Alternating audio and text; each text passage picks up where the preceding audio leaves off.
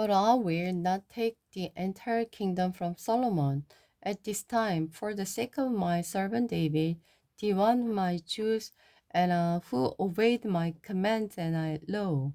I will let Solomon reign for the rest of his life, but I will take the kingdom away from his son and given 10 of the tribe up to you.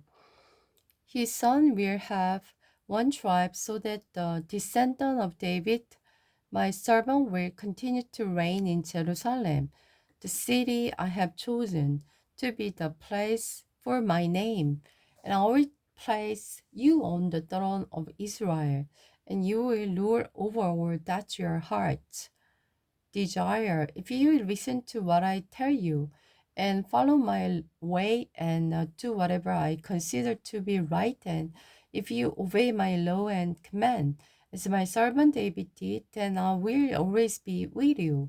I'll establish an enduring dynasty for you, as I did for David, and I will give Israel to you. But I will punish the descendant of David because of Solomon's sin, though not forever.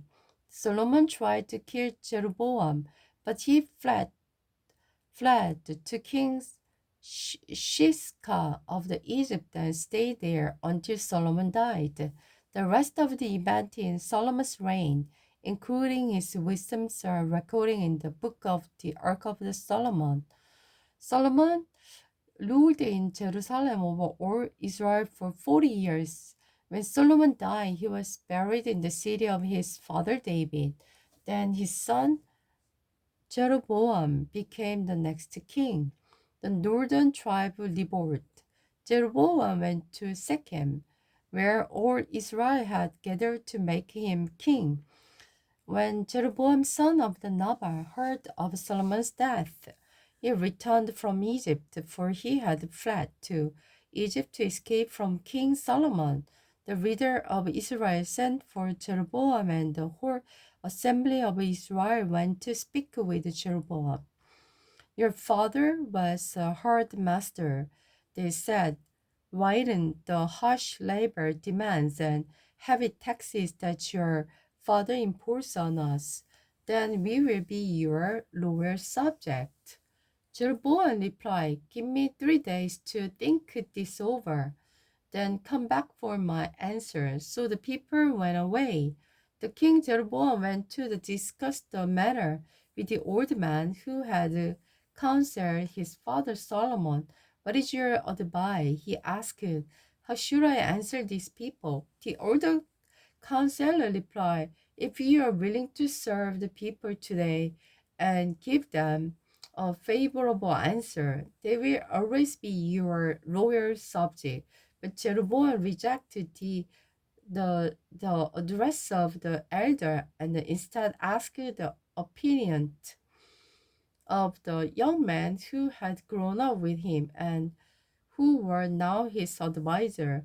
What is your advice? He asked them. How should I answer these people who want me to lighten the burden imposed by my father? The young man replied, this is what you should tell those complainers. My little finger, thicker than my father's waist. If you think he was harder on you, just wait and see what I will be like.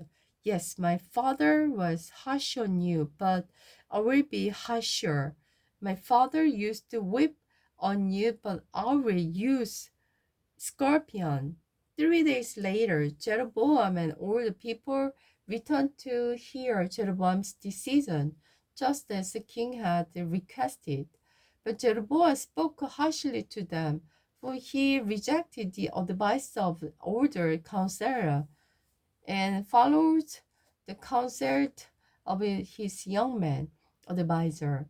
He told the people, my father was harshest on you, but I will be even harsher. My father used a whip on you, but I will use scorpions. So the king paid no attention to people's demand.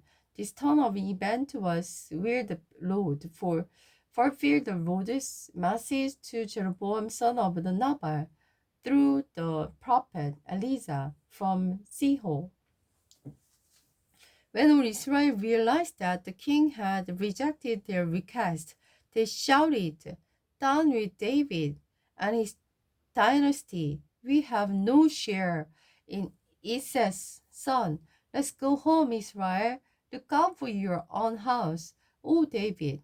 So the people of Israel returned home, but Jeroboam continued to rule over the Israel who lived in the town of Judah.